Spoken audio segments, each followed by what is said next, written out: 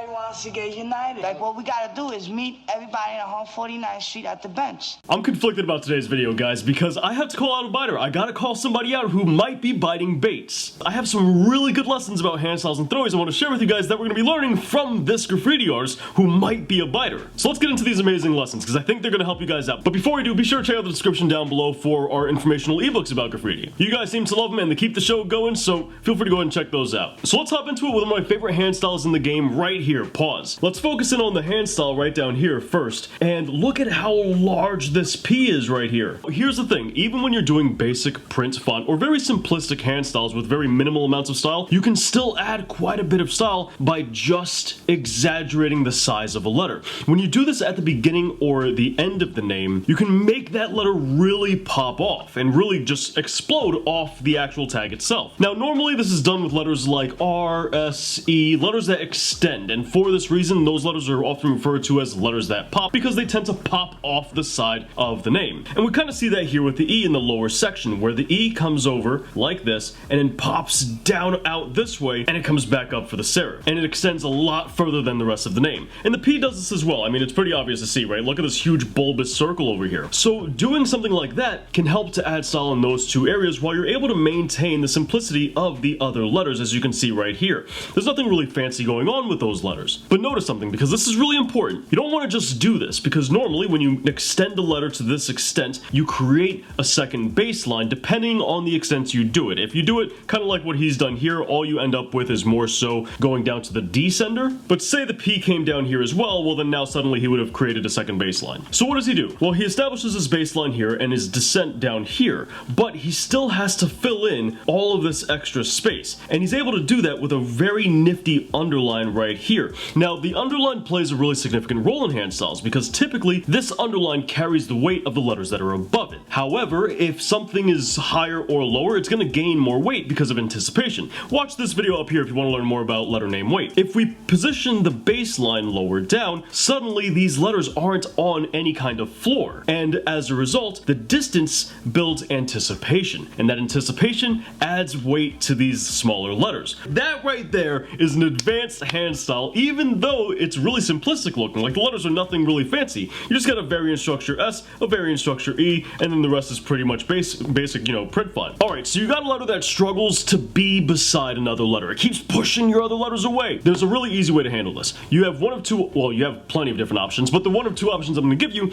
is you can either lift the letter slightly higher, or you can push it slightly lower. And of course, you can do a combination of those two and much, much more. Well, if you push your letter slightly higher, especially in throwies and pieces, what you're able to do is you're able to build this structure right here. And really the important part is seeing this vertex right there. Now, obviously this is a throwie, he doesn't have a vertex there, but you get what I mean. Being able to see where we go from the horizontal to the vertical is important because it lets us know where the basic box of the T concludes at, where the terminal of the basic T is. That's very important to see. So had we just, for example, taken the T and shot it over this way, well, yes, that would technically work. We're not really seeing all of this structure that we could otherwise be seeing, and it makes the T feel weaker. So to avoid that, we push this bad boy a little bit higher so like that we're able to see this area right here. And what are the downsides of this? Well, now the downside is you've added weight to this side of the name. So as long as you're able to balance out the additional weight from doing that, then you should be good. And he does that beautifully with the Q. Your other option is to dip under the baseline. You don't have to make your letter this much bigger than all of your other letters, right? You can really honestly just make it slightly bigger. Let's just say, for example, this is the baseline. You can just extend a little bit further beyond like the Q does, and that should be enough. Now for the part where we talk about the biter. You see, this game's got incredible graffiti, and while I really love it, it's kind of hard to ignore when you come across a hand style like this. Tell me this doesn't look familiar.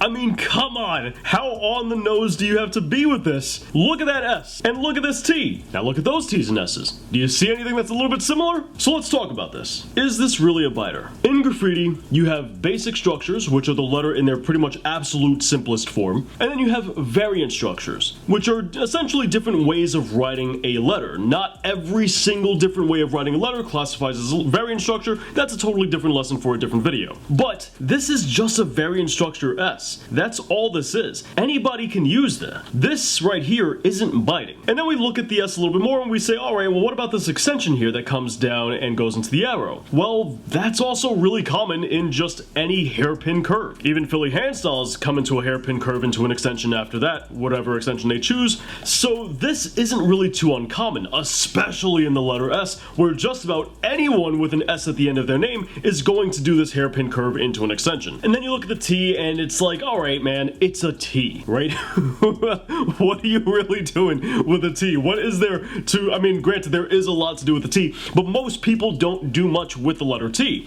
This is pretty common to see. So when we consider all of those things, the potential for this to be a biter, it's there, sure, but it's also plausible that it's not a biter. You want to hear my thoughts on the matter? I'm not gonna lie, I wouldn't be surprised if they hired Bates to do the graffiti in this game, because the graffiti in this game is incredible. It's like it's amazing. It's some of the best graffiti I've seen in any game. But dudes, that pretty much wraps up today's video. If you guys wanted to learn more about graffiti, check out the ebooks I published in the description down below. They're the best books on the market for learning graffiti, hands down. And if you enjoy the video stuff and you want to learn more about graffiti that way, check out the best how to do graffiti playlist right here with more graffiti content right down here, and I'll catch you guys back here next week. Thanks for watching.